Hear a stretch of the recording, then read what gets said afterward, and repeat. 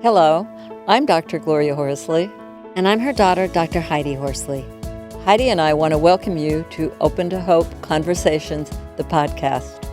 We believe that the greatest gift you can give yourself after a loss is hope, using this moment to connect with others who have not only survived but thrived. So let's get started.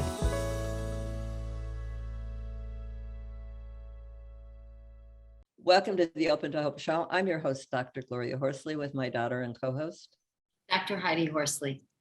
Well, Heidi, we have got a fascinating guest and a very interesting topic, and I'm going to get right into it. We are going to talk about shared journeys to the afterlife. Will you want to introduce our guest?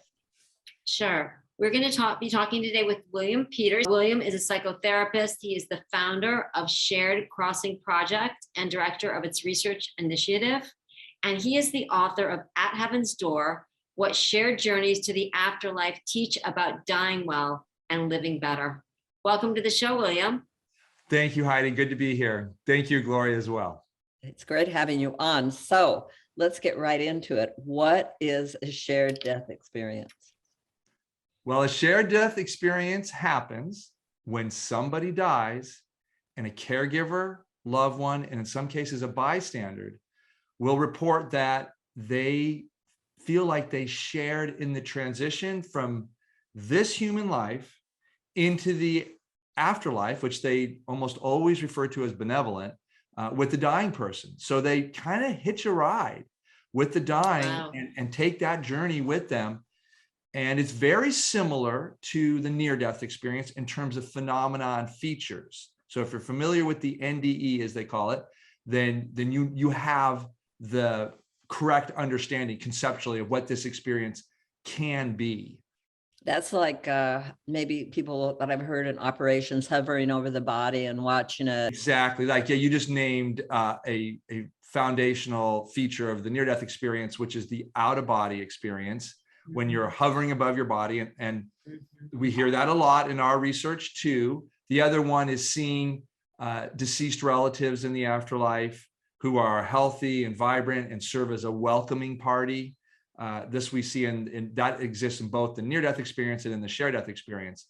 The dominant feature of the shared death experience is that the caregiver loved one will see the dying in this transition process. They'll see them entering into the afterlife. They'll see them encountering guides, spirit beings, what have you. They'll see the light in the distance. That feature, which is so profound in the near-death experience, also exists in the shared death experience. So it seems like this landscape that exists between the human existence and what happens for us post-human death is the same. And I've got to say, because Heidi told me a story a few years ago of an automobile accident she was in. Yeah, I had what sounds like a near-death experience when I was involved in a head-on collision, and my car was totaled and I was trapped in the car and I left my body. And when I left, I was going towards a light and I was out of the trauma. So it felt really good and it felt really warm and it felt really safe. And I didn't see my brother, but I knew I was going to.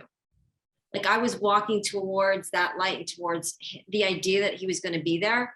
And then I got pulled back into the accident. And the fire department was there with the jaws of life, trying to get the door open. And I didn't want to be in that. It was hard for me to be back because I wanted to be in this other place that I had transcended into. I mean, you just named a near-death experience, Heidi. And the fact that, I know something about your family history, that your brother died and you felt like he was going to be there. And were you thinking about him, or did you sense or feel his presence? I sensed and felt him. Yeah. So there you're right on it. And, I'm getting kind of those goosebumps as you're talking, because that tells me that we're right on the truth here. That is what we know, is that our, closest loved ones will be there to greet us. And the literature, the research abounds in both shared death studies now. And there's, of course, a mountain of this research in the NDE literature, and many major figures, including, Dr. Eben Alexander and Anita Morjani and others who share these profound experiences. But you had one. And I had one too. So I was going to say, so William, when you were in high school, I read you had one when you were skiing, right? Yes. And I'll say, Heidi, similar to you, a high-speed skiing accident, broke my back, Wow. high trauma, similar to your car accident. And I was catapulted out of my body. And the next thing I knew, I was looking at my body on the ski slopes and moving away from it, and quite enamored, quite at peace, and seeing eventually a satellite view of the planet Earth. And then the light appeared and I knew I was heading towards it. I did not want to die. That was a very clear insight that a lot of near-death experiencers do not have. Some people are so content up there that they don't want to return to their earthly life. In my case, I was clear and I was pleading with God. I said, God, do not let me die. Do not let me die. I have to go back. I did not accomplish in this lifetime what I incarnated to do. And I don't know where that knowledge came from inside me. It was just so there. So that was my first near-death experience. Well, this is interesting. The only thought I had, other than the fact that I was excited to see my brother, was a stronger thought that my parents couldn't lose another child. Beautiful. So I think that thought was so profound that I knew if I could, I needed to return to the earth. I so appreciate you sharing that, because that tells us, both our experience being, our bodies being traumatized, pushed towards death, we travel a similar path. And then there are our individual personal needs, karmas, whatever terminology you want to use, that determine perhaps what our life plan is. And I love hearing what you said about I have to go back, no matter what that means. I'm going to suffer. I'm going to be injured. I'm going to have, some sort of, God forbid, permanent disability or injury. But you were going back because of your love for your parents. And that's beautiful. Wow, that really gets me right at the heart. So tell us the shared death experience. That's different because you are just going with somebody else's light. You're moving with them. They're leaving this world. I hear people saying, I tried to get there, or I got the call, or I was out in the hall, when the hospital, when they died. And what do I do with that? Can be guilt involved with it. Yeah. I mean, and that is, of course, common when you hear the beauty and grandeur and, the amazing feeling of a shared death experience, and you don't have one with a loved one. That happens more often than not. We don't know how much the shared death experience happens. I couldn't even say. What I can say is this, is that for people who prepare to have a shared death experience and do certain steps and have certain spiritual practices, mindfulness practices, they tend to have them more often. But for those who don't have them, I think we all need to accept death is a mystery. We don't know why certain things happen and certain things don't.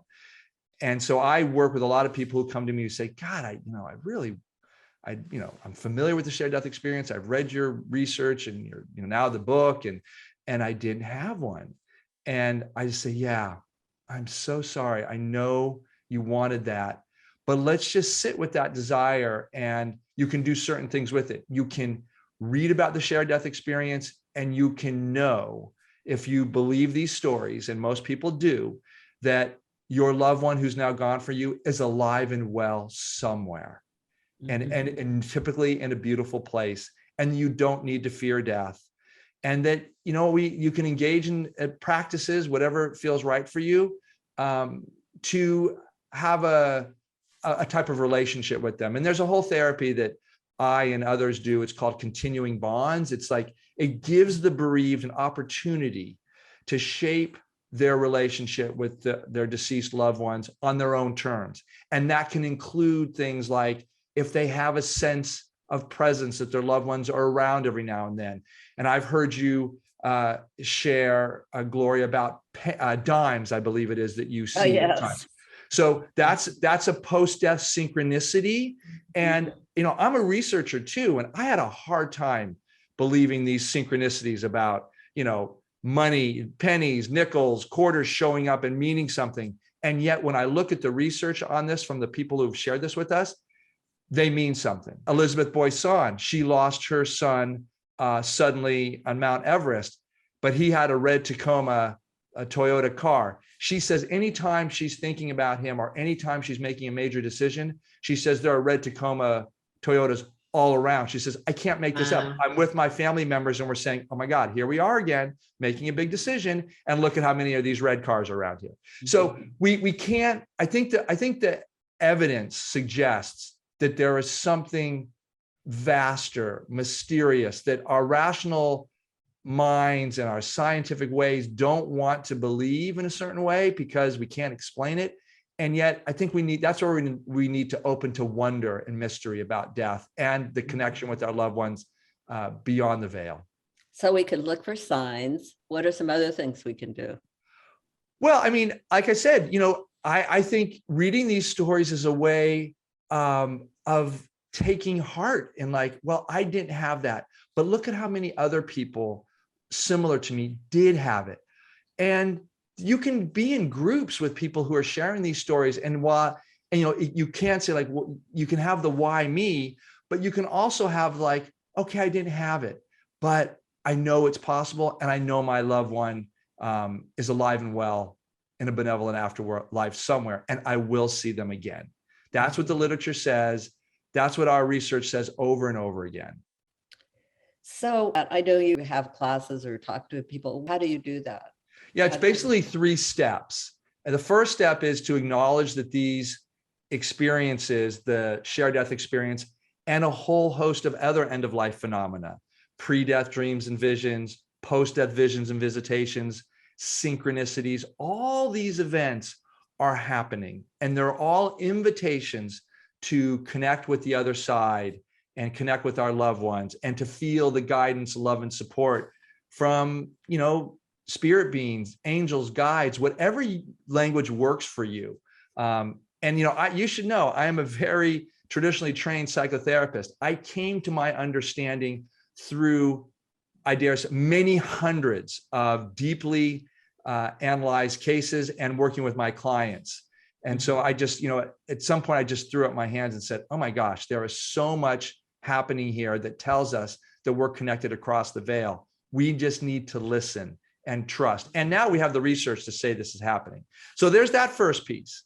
The second part of the training is working with your psycho-emotional, spiritual relationships with yourself intrapersonally and with your loved ones in your life. So really looking over your life, looking at regrets, working with forgiveness, compassion, reconciling wherever you can, and really lightening your soul, spirit, heart as you approach death. This is pre-death and post-death.